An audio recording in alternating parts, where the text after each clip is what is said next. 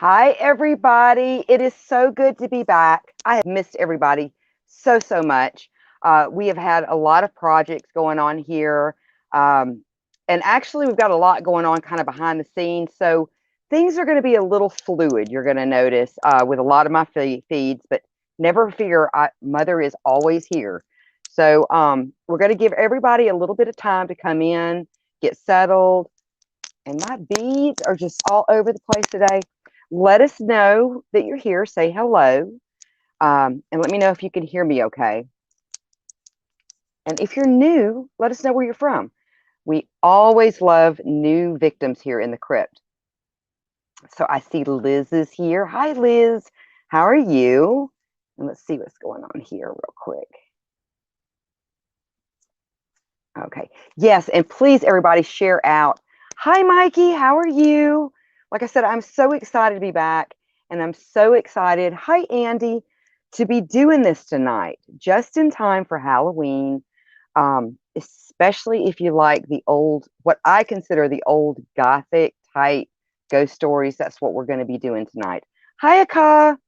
And it's from actually a very well-known You Escaped Mrs. Grossman's Lair. Yes, I did. Yes, I did. You know, I have to keep them whipped into shape.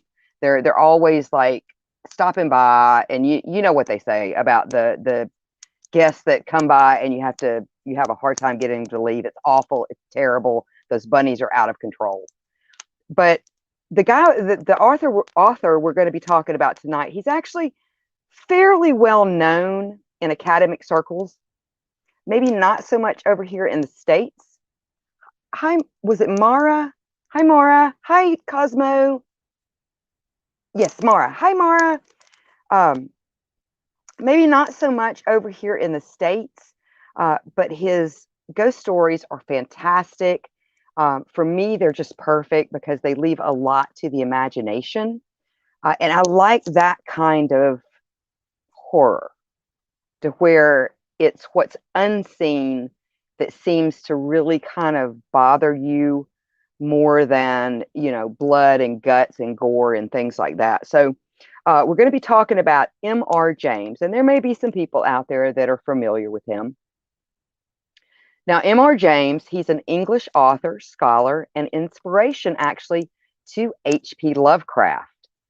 Through the world, though the world may have forgotten it. I mean, you know, like I said, he's just not that well known in a lot of places. So Mara is from Italy. Well, we are so glad you're here. Thank you for joining us. But I'm going to kind of explain, kind of go over his backstory and things like that. But let's see what's going on here in the chats real quick, and we'll get a little bit of house cleaning done as well. And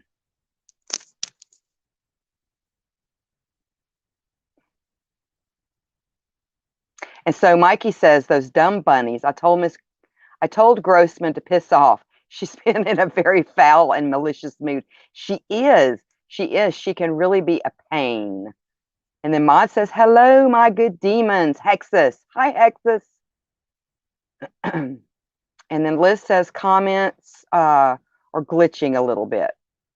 No worries at all. And then Mikey said, I had some good coffee. Yes, I just finished up mine too.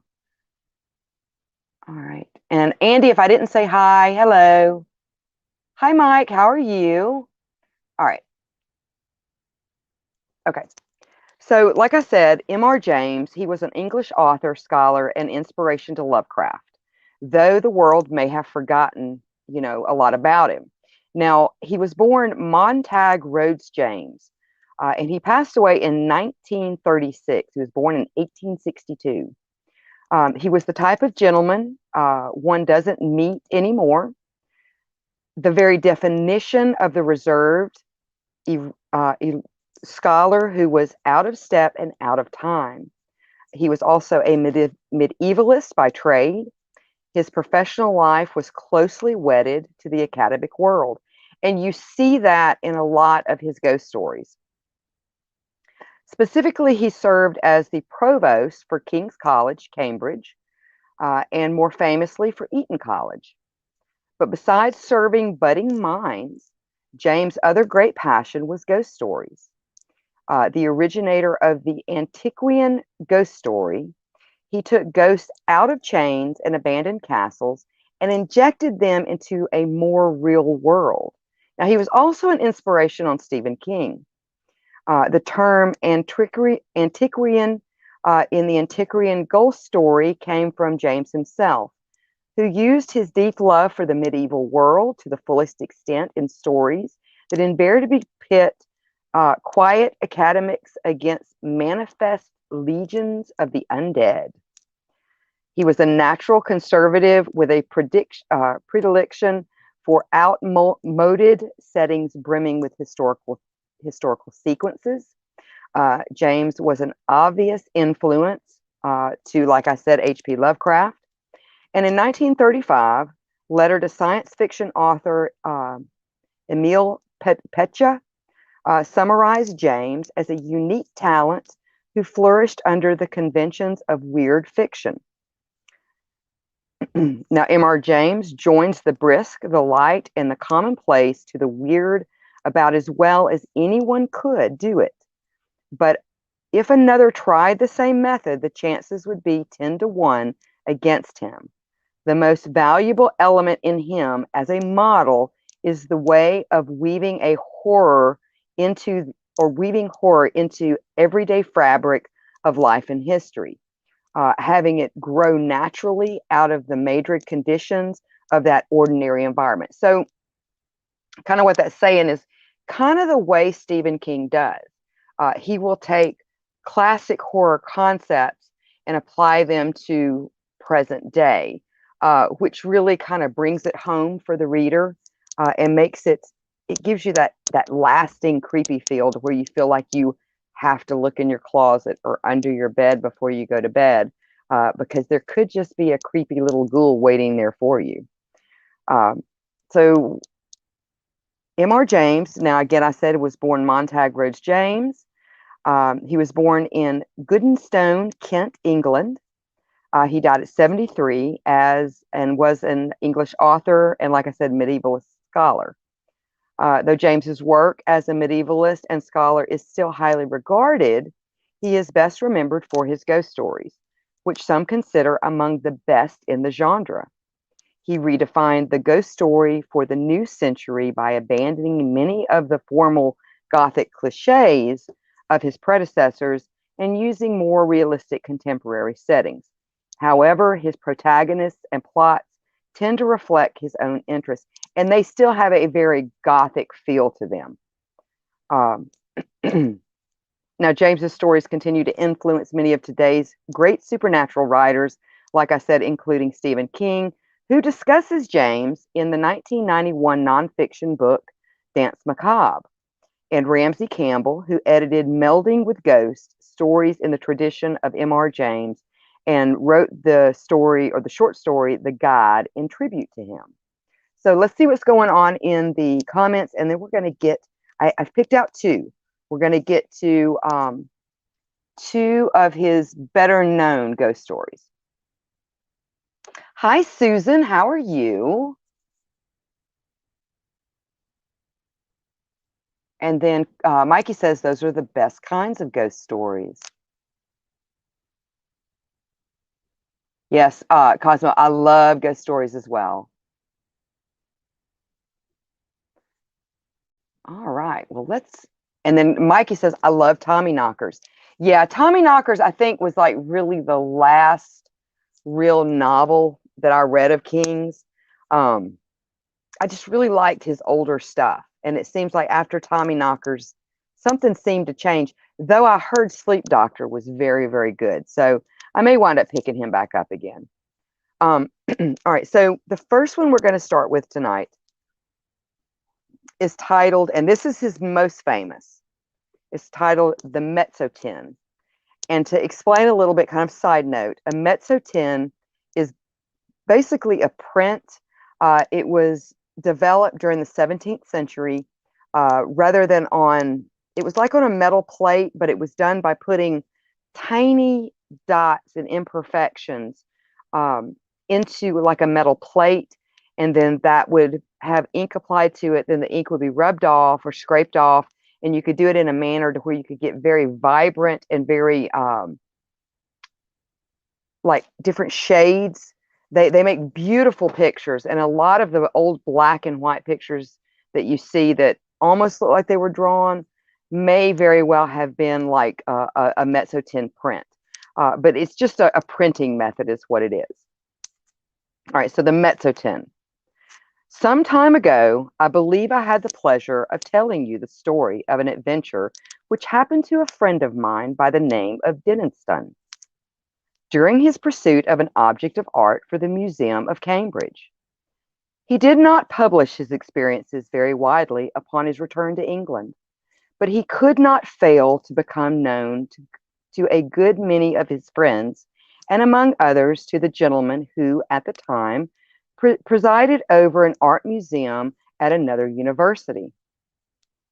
It was to be expected that the story should make a considerable impression on the mind of a man whose vocation lay in lines similar to Denniston's, and that he should be eager to catch at any explanation of the matter which tended to make it seem improbable that he should ever be called upon to deal with so exaggerated an emergency. It was indeed somewhat consoling to him to reflect that he was not expected to acquire an ancient MSS. For his institution, it was the business of Salisbury Library. The authorities of that might, if they pleased, ransack obscure corners of the continent for such matters. So basically, he was a collector. He was glad to be obligated at the moment to confine his attention to the enlarging, he already surpassed collection of English topographical drawings and engravings possessed by his museum. Yet, as it turned out, even a department so homely and familiar as this may have its dark corners, and to one of these, Mr. Williams was unexpectedly introduced. Those who have taken even the most limited interest in the acquisition of topographical pictures are aware that there is one London dealer whose aid is indispensable to their research. Mr. J. W. Britnell publishes a short intervals very admirable catalogues of a large and constantly changing stock of engravings, plans, old sketches of mansions, church and towns in England and Wales. These catalogues were, of course, the ABCs of his subject to Mr. Williams. But as his museum already contained an enormous accumulation of topographical pictures, he was a regular, rather a copious buyer, and he'd rather look to Mr. Brennell to fill up gaps in the rank and file of his collection than to supply him with rarities. Now, in February of last year, there appeared upon Mr. Williams' desk at the museum a catalog from Mr. Britnell's Emporium, and accompanying it was a typewritten communication from the dealer himself. The latter ran as follows: Dear Sir, we beg to call your attention to number 978 in our accompanying catalog, which we shall be glad to send on approval. Yours faithfully, J.W. Britnell. To turn to number 978 in the accompanying catalog was, with Mr. Williams, as he observed to himself, the work of a moment, and in the place indicated he found the following entry. Number 978. Unknown. Interesting mezzotin. View of a manor house, early part of the 15th century. 15 by 10 inches. Black frame. 22 shillings, or £2, 22 shillings. It was not especially exciting, and the price seemed rather high. However, as Mr. Britnell, who knew his business and his customers, seemed to set store by it, and Mr. Williams wrote a postcard asking for the article to be sent on approval, along with some other engravings and sketches, which appeared in the same catalog. And so he passed without much excitement of anticipation to the ordinary labors of the day. A parcel of any kind always arrives a day later than you expect it, and that from Mr. Britwell approved, as I believe the right phrase to goes, no exception to the rule. It was delivered at the museum by the afternoon post of Saturday, after Mr. Williams had left his work, and it was accordingly brought round to his rooms in the college by the attendant, in order that he might not have to wait over Sunday before looking through it and returning such of the contents as he did not propose to keep. And here he found it when he came in to tea with a friend. The only item which I am concerned with was the rather large black-framed mezzotin, of which I have already quoted the short description given by Mr. Britwell's catalog. Some more details of it will have to be given, though I cannot hope to put before you the look of the picture as clearly as it was presented to my own eye. Very nearly the exact duplicate of it may be seen in a good many old inns and parlors, or in the passages of undisturbed country mansions at the present moment. It was rather an indifferent mezzotin. An indifferent mezzotin it is, perhaps the worst form of engraving known. It is presented in a full-face view of a not very large manor house of the last century, and 3 rows of plain sash windows with rusticated masonry around them, a parapet with balls or vases at the angles, and a small portico in the center. On either side were trees, and in the front considerable expanse of lawn. The legend, A.F.W. Subscript, was engraved on the narrow margin, and there was no further inscription. The whole thing gave the impression that it was just the work of an amateur. What in the world Mr. Britnell could mean by affixing the price of £2, 2 shillings to such an object was more than Mr. Williams could imagine. He turned it over with a good deal of contempt. Upon the back was a paper label, the left-hand half of which had been torn off, and all that remained were the ends of 2 lines of writing. The first had the letters N-G-L-E-Y, Hall, the second S-S-E-X. It would perhaps be just a while to identify the place presented, which he could easily do with the help of the gazetter, and then he would send it back to Mr. Britwell with some remarks reflecting upon the judgment of that gentleman. He lit the candles, for it was now dark, and made the tea, and supplied the friend with whom he had been playing golf, for I believe the authorities of the university I write of indulge in that pursuit by way of relaxation.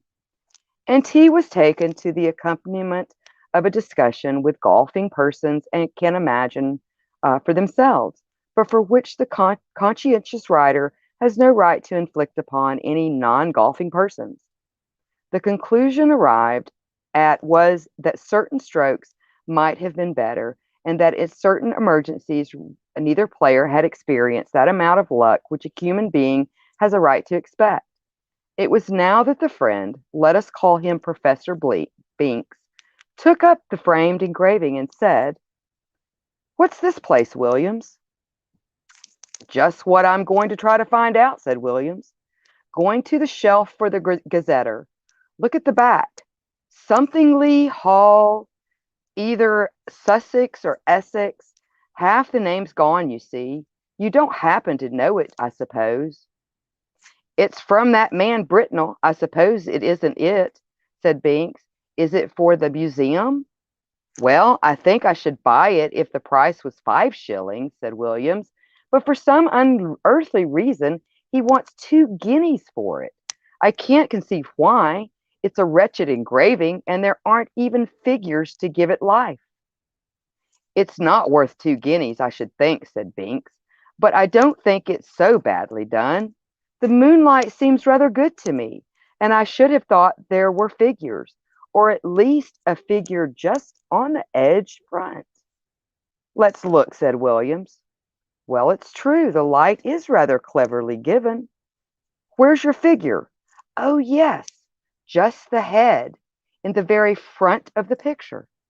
And indeed, there was, hardly more than a black blot on the extreme edge of the engraving, the head of a man or a woman, a good deal muffled up, the back turned to the spectator and looking towards the house.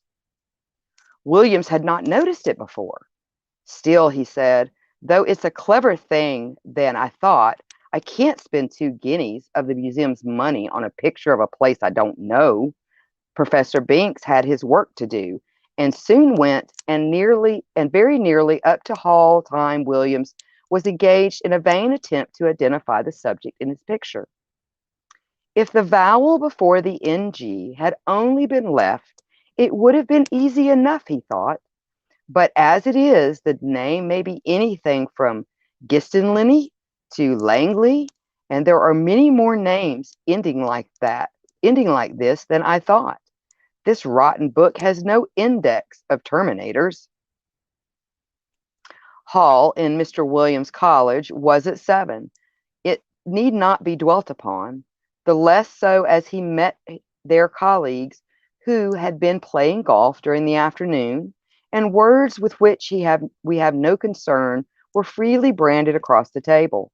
Merely golfing words, and I would hasten to explain. I suppose an hour or more to have been spent in what is called common room after dinner. Later in the evening, some few retired to William's rooms, and I have little doubt that Whitz was playing and tobacco smoked. During a lull in the operations, Williams picked up the mezzotint from the table without looking at it and handed it to a person mildly interested in art, telling him where it had come from and the other particulars which we already know. The gentleman took it carelessly and looked at it, then said, in a tone of interest, "It's really a very good piece of work, Williams. It has quite a feeling of the Romantic period. The light is admirably managed, it seems to me, and the figure, though it's rather too grotesque, is somehow very impressive." "Yes, isn't it?" said Williams, who was just then busy giving a whiskey and soda to others of the company, and was unable to come across the room to look at the view again. It was by this time rather late in the evening, and the visitors were on the move. After they went, Williams was obligated to write a letter or two and clear up some odd bits of work. At last, sometime past midnight, he was disposed to turn in, and he put out his lamp after lighting his bedroom candle.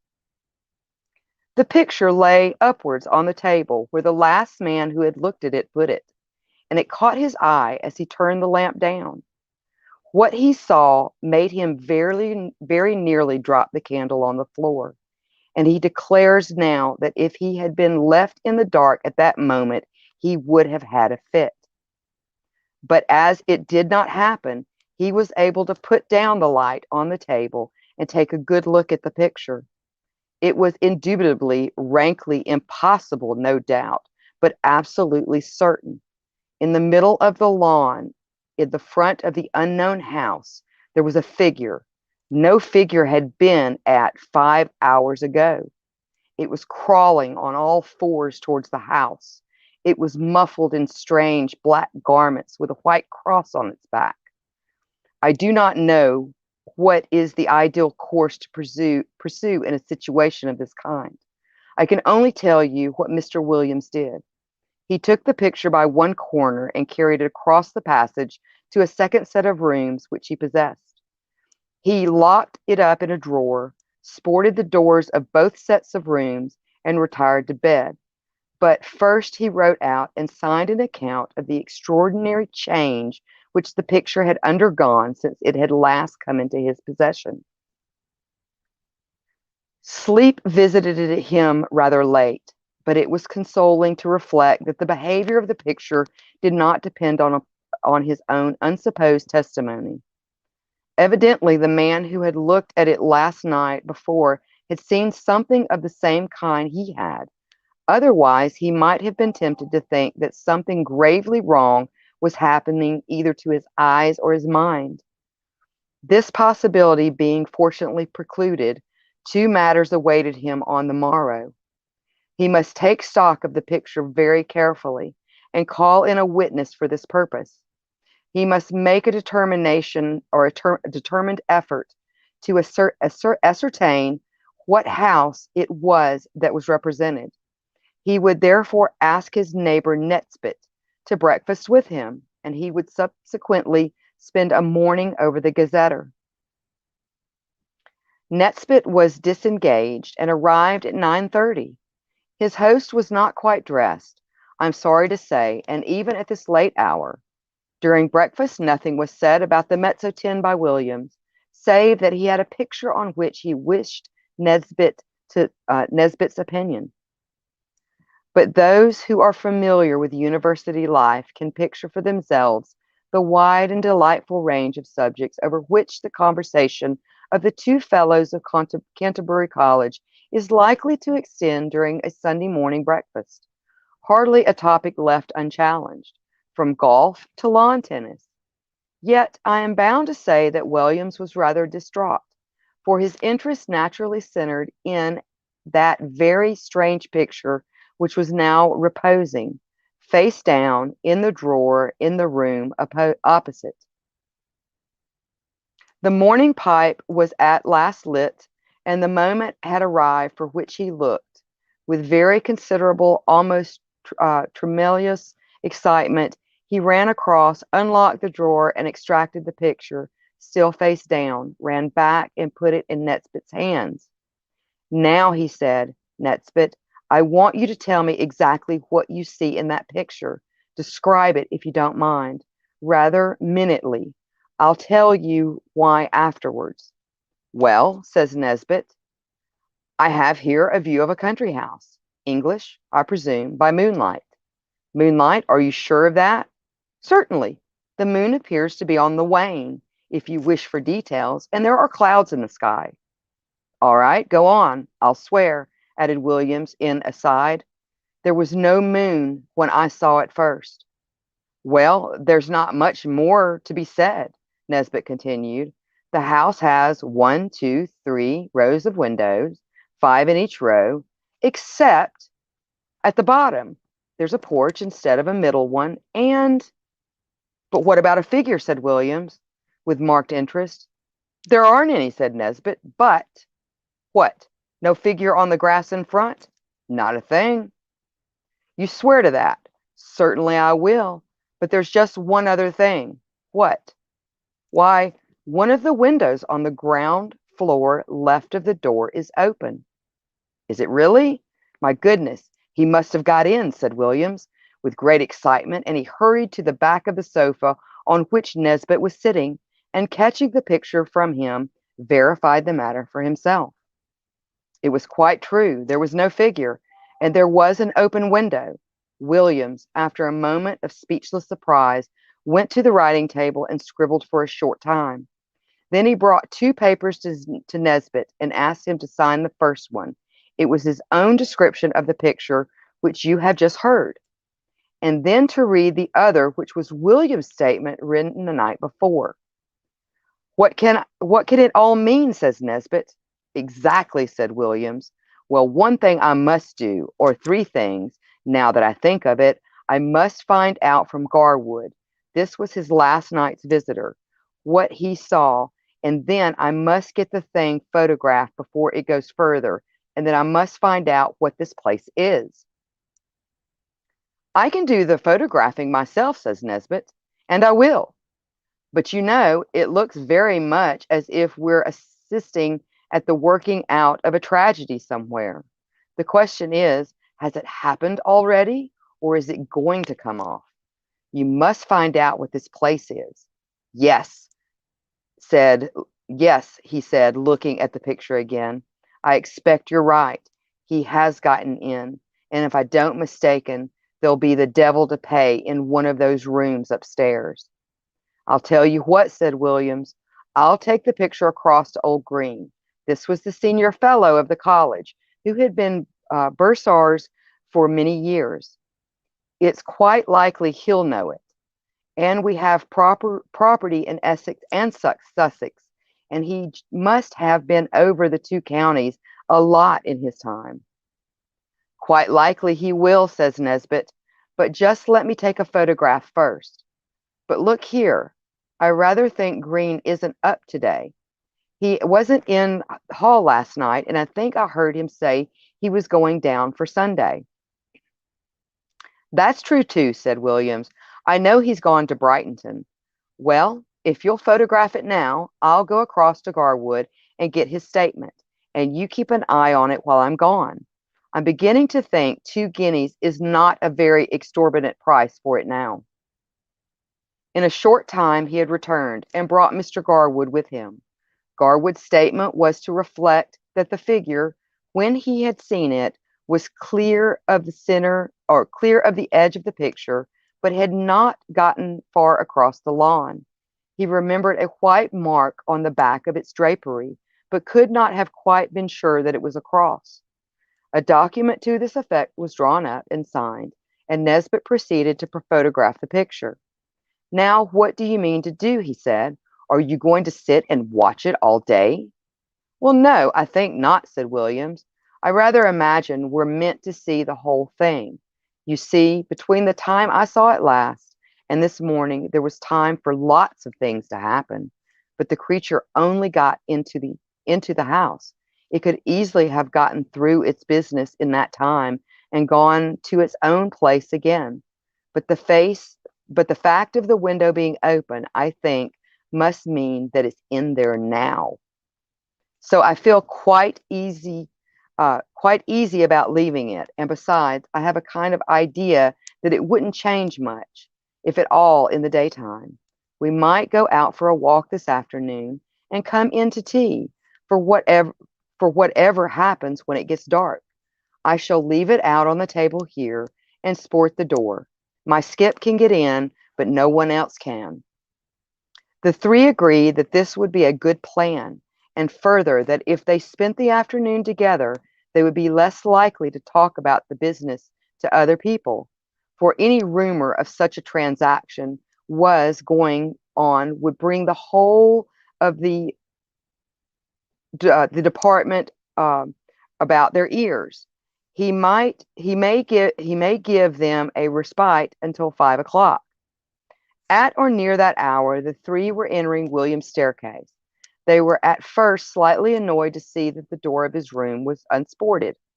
But in that moment, it was remembered that on Sunday, the skips came for orders at hours or so early that on weekdays. However, a surprise was awaiting them. The first thing they saw was the picture leaning up against a pile of books on the table, as it had been left. And the next thing was William's skip, seated on a chair opposite, gazing at the undistinguished horror. How was this, Mr. Fletcher? The name is not my own invention. It was a servant of considerable standing, and set the standard of etiquette to all his own college and to several neighboring ones. And nothing could be more alien to his practice than to be found sitting on his master's chair, or appearing to take any particular notice of his master's furniture or pictures. Indeed, he seemed to feel this himself. He started violently when the three men came into the room, and got up with a marked effort. Then he said, I ask your pardon, sir, for taking such a freedom as to set down. Not at all, Robert, interposed Mr. Williams. I was meaning to ask you sometime what your thoughts of that picture were. Well, sir, of course, I don't set up my opinions against yours, but it ain't the picture I hang where my little should hang where my little girl could see it, sir. Wouldn't you, Robert? Why not? No, sir. Why, the poor child, I recollect, once she sees a door Bible with pictures not affin what that is, she 'ad to set with her 3 or 4 nights afterwards. If you'll believe me, if she was to catch a sight of the skeleton here, or whatever it is, carrying off that poor baby, she would be a talking. You know out it is how it is with children, how neverish they get with a little thing and all. But what I should say, I don't seem a right picture to be laying around, sir, not where anyone is liable to be startled upon coming on it. You should be wanting anything else this evening, sir? Thank you, sir. With these words, the excellent gentleman went to continue the rounds of his master, and you may be sure the gentleman whom he left lost no time in gathering round the engraving. There was the house, as before, under the waning moon and the drifting clouds. The window had been open, was shut, and the figure was once more on the lawn, but not this time crawling cautiously on hands and knees. Now it was erect and stepping swiftly, with long strides, towards the front of the picture. The moon was behind it, and the black drapery hung down over its face, so that only hints of what could be seen and what was visible made the spectators profoundly thankful that they could see no more than that white dome-like forehead and a few straggling hairs. The head was bent down, and the arms were tightly grasped over an object which could be dimly seen and identified as a child. Whether dead or living, it was not possible to say. The legs of the appearance alone could be plainly discerned, and they were horribly thin.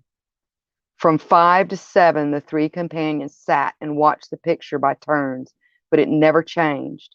They agreed at last that it would be safe to leave it, and they could return after Hall and await for further developments.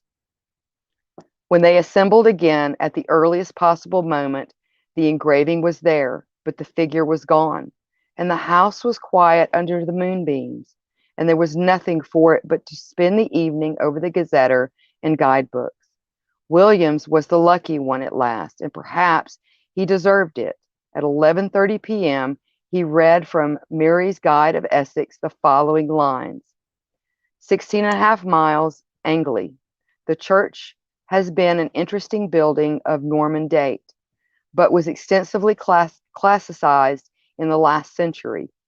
It contains the tombs of the family of Francis, whose mansion, Angley Hall, a solid Queen Anne house, stands immediately beyond the churchyard in a park of about 80 acres.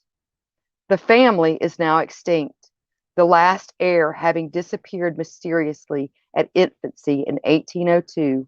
The father, Mr. Arthur Francis, was locally known as a talented amateur engraver in mezzotins.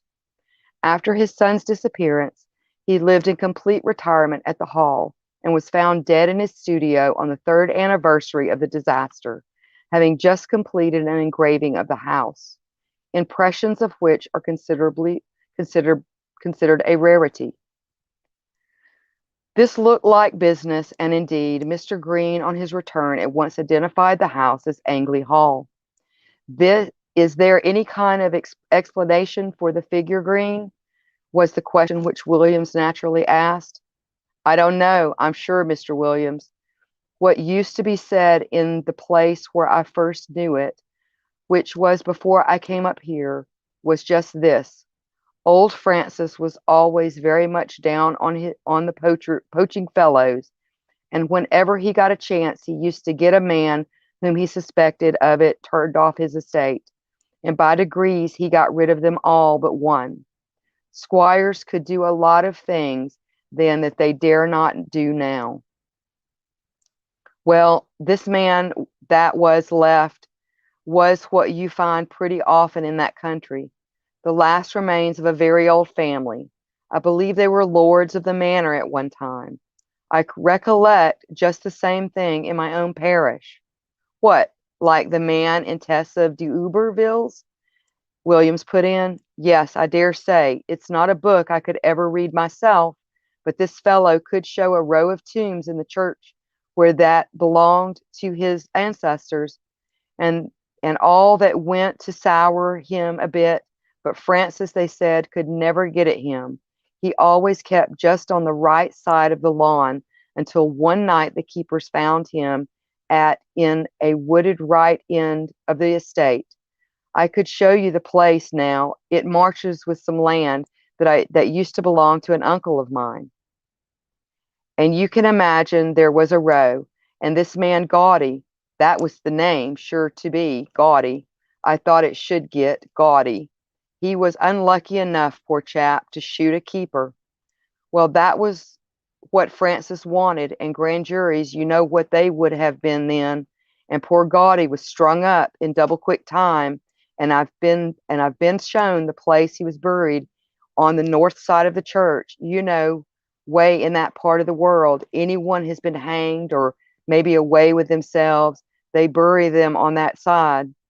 And the idea was that some friends of Gaudy, not a relation, because he had none, poor devil, he was the last of his line, kind of seps ultima genus, must have planned to get a hold of Francis's boy and put an end to his line too. I don't know, it's rather out of the way thing for an Essex poacher, don't you think? But you know, I should say now it looks more as if an old Gaudy had managed the job himself. Boo, I hate to think of it. Have some whiskey, Williams. The facts were communicated by Williams to Denniston, and by him to a mixed company, of which I was one, and the Sanducian professor of ophthalmology another. And I'm sorry to say that the latter, when asked what he thought of it, only remarked, "Oh, those Brigfort people will say anything," a sentiment which met with the reception it deserved.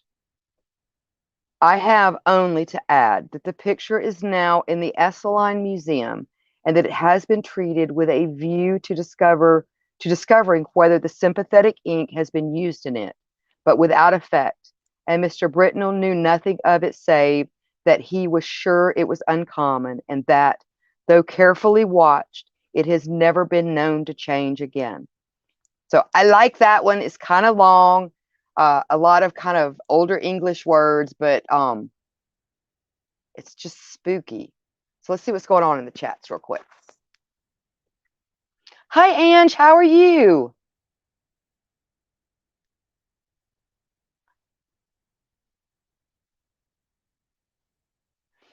Let's see what's going on here. Hi, Out of the Ordinary. Hi, Heather. How are you? Yes, thank you for sharing the feed. Share, share, share. Because I tell you, Facebook they really like to kind of clamp down on pages and channels that have a good, healthy, and organic viewing. So please share out whenever you can. We really, really do appreciate it. We really do appreciate it. It really does help with getting, all that out there. So I hope you like that. I think what we'll do is we'll probably go to a commercial break, and then we'll get to the next one, which is a little bit shorter. And the really good thing about M.R. James is he's in the public domain now. So he's got at least 3 books out.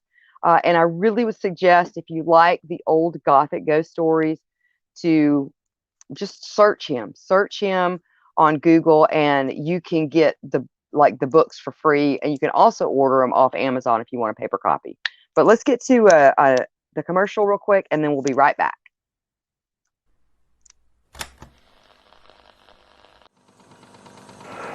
This is Mikey from Out of the Ordinary, and you're watching PBDC TV.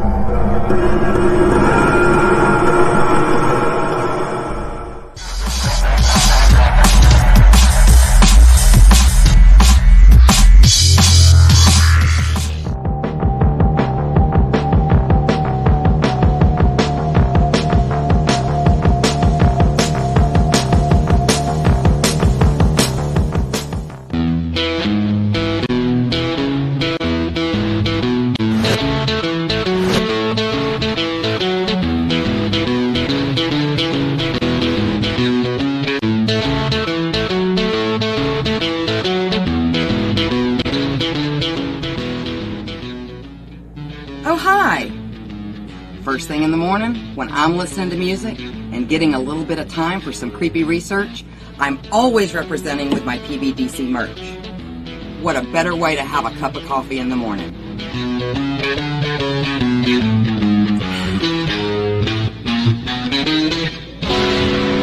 Don't forget to check out our other cool merch at rootsbleedred.com. That's rootsbleedred.com.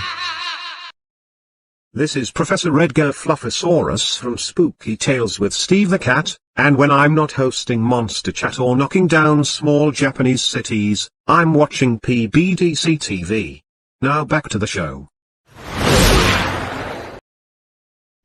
And we're back. And also, I just remembered, listen, you've got a couple of more hours. I believe it shuts off at 1 p.m. Eastern Standard Time. Tonight is the last night to do your voting on our first annual costume contest. So go to psychobunnydc.com and vote for your favorite Halloween costume.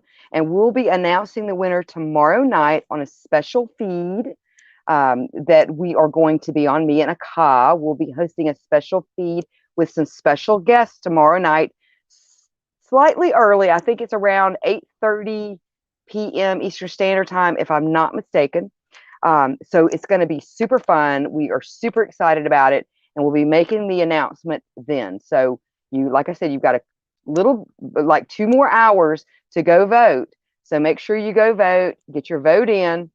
I'll be tallying those up a little bit later tonight. So this is going to be super fun. And the winner will get some marvelous prizes, some absolutely marvelous prizes. So we're super excited about that. Because Halloween is almost here, guys. I'm so excited. All right, so let's see what's going on in the chats real quick, and then we're going to get to the...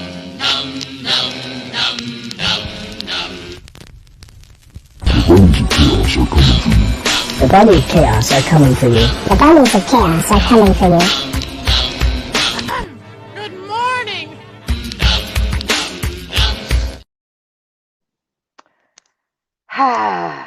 I tell you what, those damn bunnies. So let's see what's going on in the comments real quick. All right, let's see. Thank you, Heather. So Heather says I shared. Thank you so much. We really, really do appreciate that. Let's see.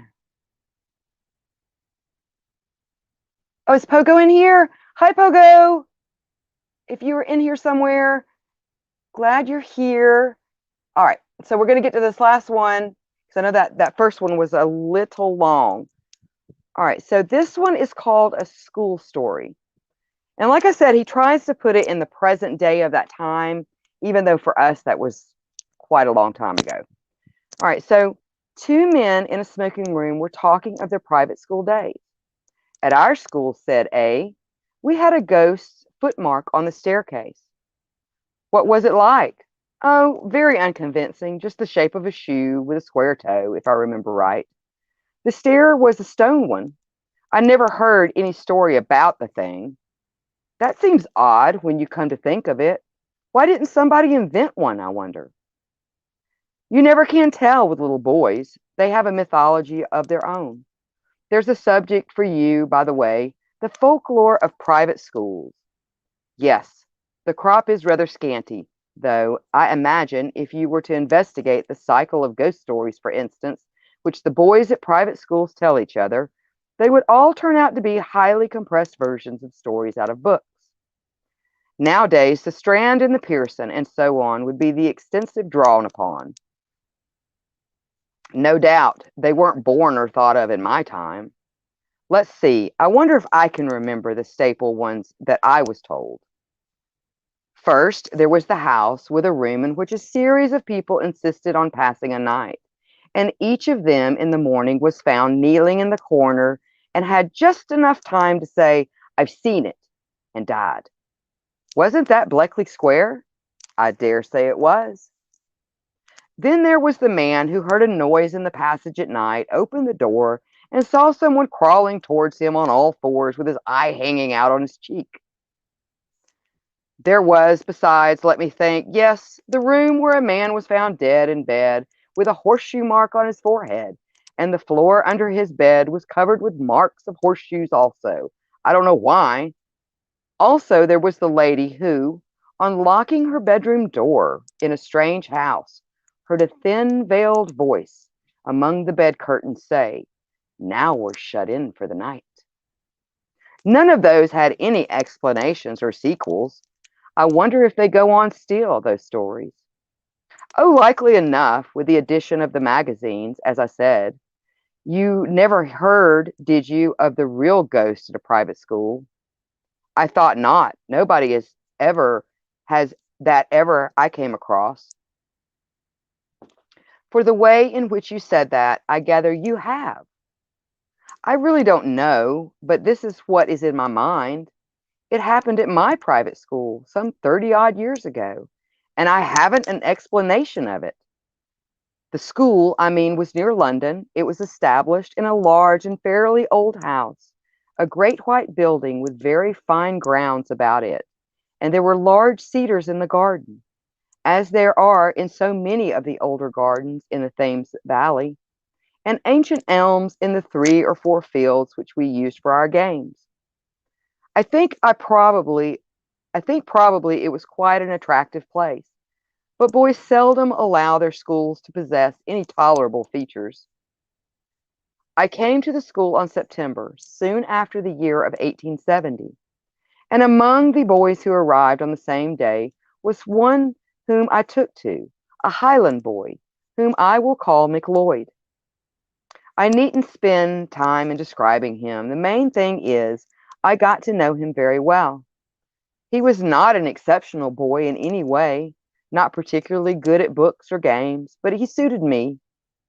The school was a large one. There must have been from 120 to 130 boys there as a rule, and so a considerable staff of masters were required, and there were rather frequent changes among them.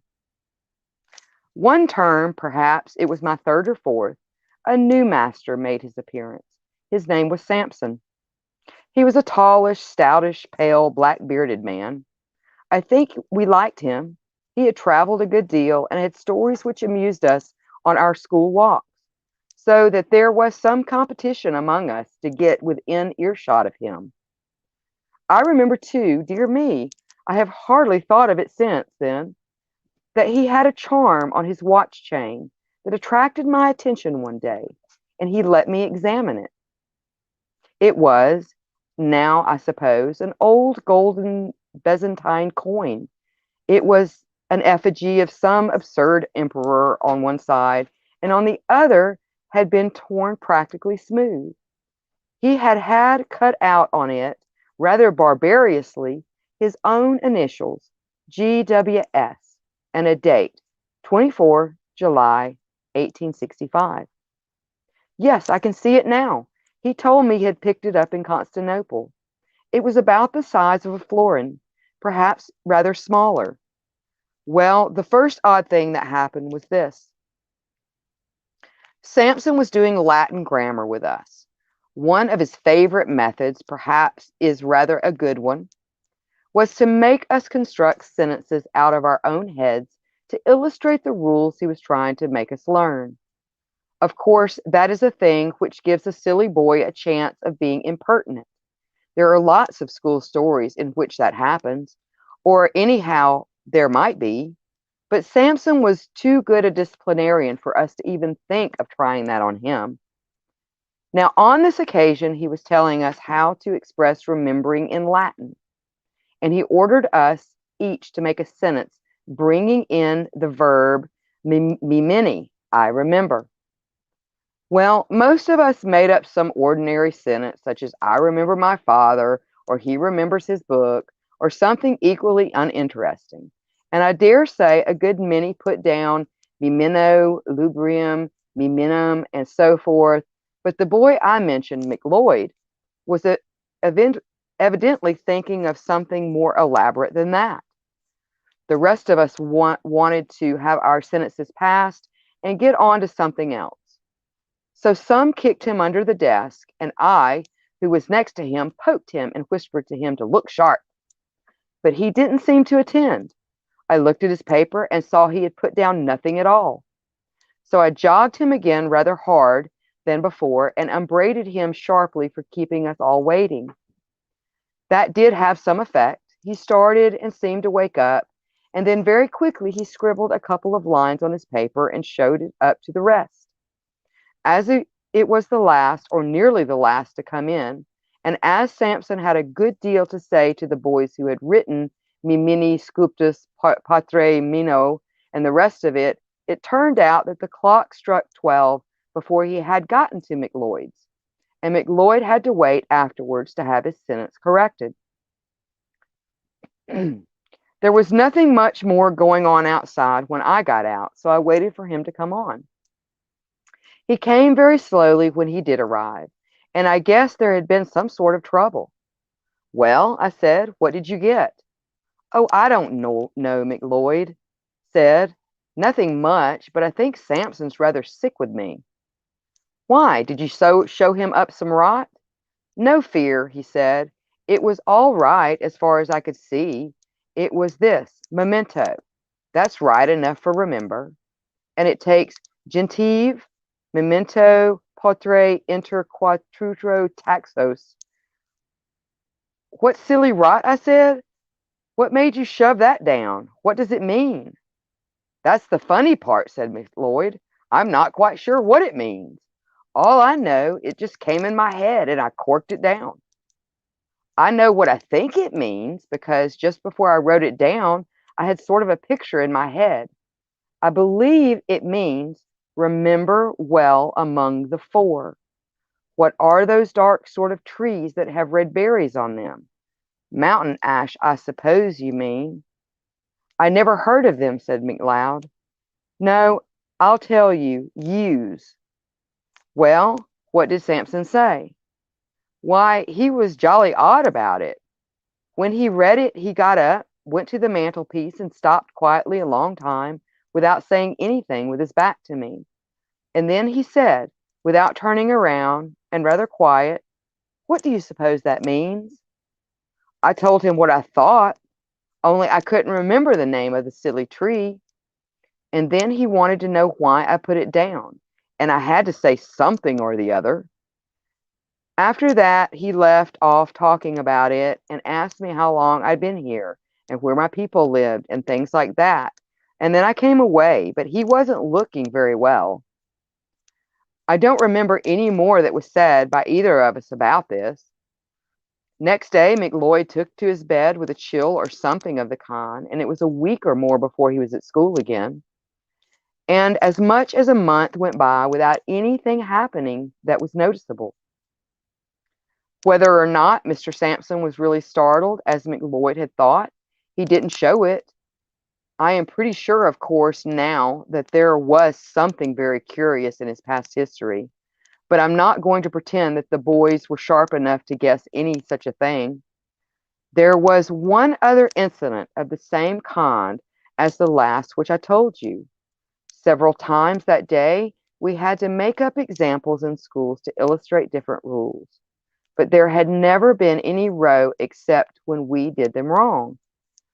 At last, there came a day when we were going through those dismal things which people call constitutional sentences, and we were told to make a constitutional sentence expressing a future consequence.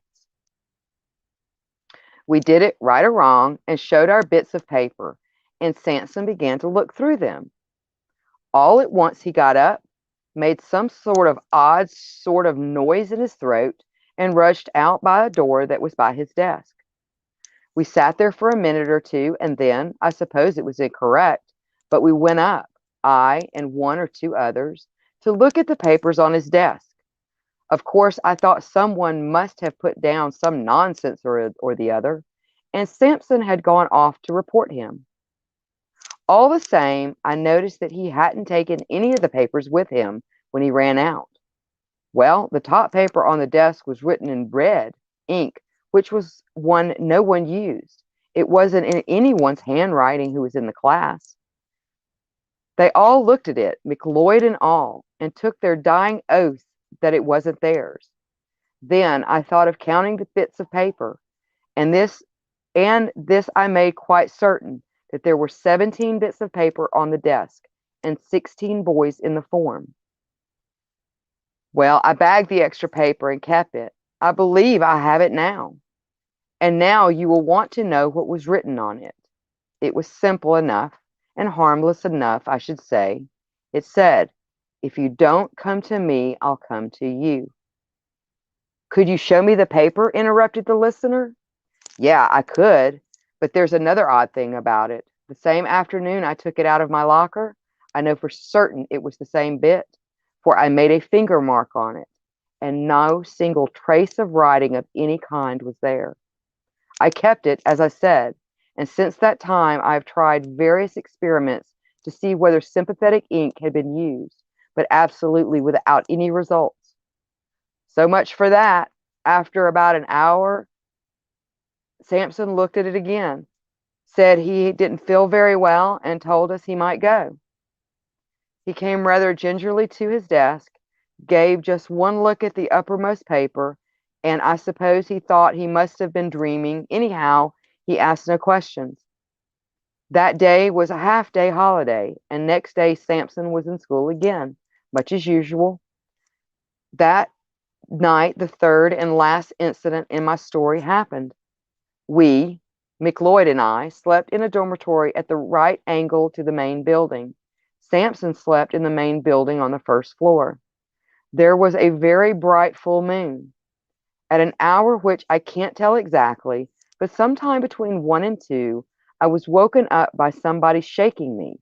It was McLeod, and a nice state of mind he seemed to be in. "Come," he said, "come, there's a burglar getting in through Samson's window." As soon as I could speak, I said, "Well, why not call out and wake everybody up?" "No, no," he said, "I'm not sure who it is. Don't make a row. Come and look." Naturally, I came and looked, and naturally there was no one there. I was cross enough and should have called McLeod plenty of names, only I couldn't tell you why. It seemed to me there was something wrong, something that made me very glad I was not alone to face it. We were still at the window looking out, and as soon as I could, I asked him what he had seen or heard. "I didn't hear anything at all," he said, "but about 5 minutes before I woke you up, I found myself looking out this window here, and there was a man sitting or kneeling on Samson's windowsill, looking in, and I thought he was beckoning." "What sort of man?" McLeod wiggled. "I don't know," he said, "but I can tell you one thing. He was beastly thin. He looked as if he were wet all over. And he said, looking around, whispering, as if hardly liking to hear himself, I'm not sure that he was alive." We went on talking in whispers some time longer and eventually crept back to bed. No one else came in the room and woke or stirred the whole time. I believe we did sleep a bit afterwards, but we were very cheap the very next day. And next day, Mr. Sampson was gone, not to be found. I believe no trace of him had ever come to light. In thinking it over, one of the oddest things about it was all has seemed to me to be the fact that neither McLeod nor I ever mentioned what we had seen to any kind of third person whatsoever. Of course, no questions were asked on the subject, and if there had been, I'm inclined to believe that we could not have answered anyway. We seemed to be unable to speak about it. And that's my story, said the narrator. The only approach to a ghost story connected to a school that I know of, but still, I think an approach to such a thing. Now, the sequel to this may perhaps be reckoning highly conventional, but a sequel there is, and so it must be produced. There had been more than one listener to this story, and in the latter part of that same year, or the next, one such listener was staying at a country house in Ireland. One evening, his host was turning over a drawer full of odds and ends in the smoking room. Suddenly, he put his hand upon a little box. Now, he said, you know about old things. Tell me what this is. My friend opened the little box and found in it a thin gold chain with an object attached to it. He glanced at the object and then took off his spectacles to examine it more narrowly. What's the history of this? He asked. Odd enough was the answer. You know the yew thicket in the shrubbery? Well, a year or two back, we were clearing out the old well that used to be in the clearing there. And what do you suppose we found? Is it possible you found a body? Said the visitor, with an odd feeling of nervousness. We did at that, but what's more, in every sense of the word, we found two. Good heavens, two! Was there anything to show how they got there? Was this thing found with them? It was, among the rags of clothes that were on one of the bodies. Bad business, whatever the story of it may have been. One body had its arms tight around the other. They must have been there 30 years or more, long enough before we came to this place. You may judge we filled the well up fast enough. Do you make anything of what's cut on the gold coin that you have there? I think I can, said my friend, holding it to the light, but he read it without much difficulty. It seems to be saying GWS, 24th of July, 1865. So I hope you like that. I love these kind of ghost stories. I love these kind of ghost stories. Let's see what's going on in the comments. And Jeff said, share it out. Thank you so much. Thank you, thank you, thank you. Yes, mother in her chicken socks. And Maud is eating tiramisu for dinner. Nom, nom, nom, nom, nom. All right, well, guys, I hope you enjoyed that. Now, Mr. Ghoul was gracious enough to switch places with me because I will be unavailable on Wednesday. But I will be joining Aka tomorrow night. I believe it's at 8:30 Eastern Standard Time for a very special feed. I'm super excited about it. And we'll get all the announcements and everything out. We're going to have some super cool guests. And then we'll also be announcing the winner of the costume contest. So definitely tune in and let everybody know about it because this is going to be a really fun feed. So I hope you like that. Yes, Monsters is real. It's going to be a lot of fun. So I'm super excited about that. But I hope you enjoyed that. Just a little bit of ghost story. I like the old-fashioned classics that just kind of creep in and leave a lot to the imagination. I hope you guys have a wonderful week. And I'll be seeing you again tomorrow night. But for those that may miss tomorrow night's feed, which you need to tune in, I hope you have a great Halloween and trick-or-treating and haunted houses and all the fun stuff that you may be doing or have yet to do. And pleasant nightmares, everybody. Bye. We knew the world would not be the same. Few people laughed. Few people cried. Most people were silent. I remembered the line from the Hindu scripture, the Bhagavad Gita. Vishnu is trying to persuade the prince that he should do his duty, and to impress him takes on his multi-armed form and says, "Now I am become death, the destroyer of worlds." I suppose we all thought that one way or another.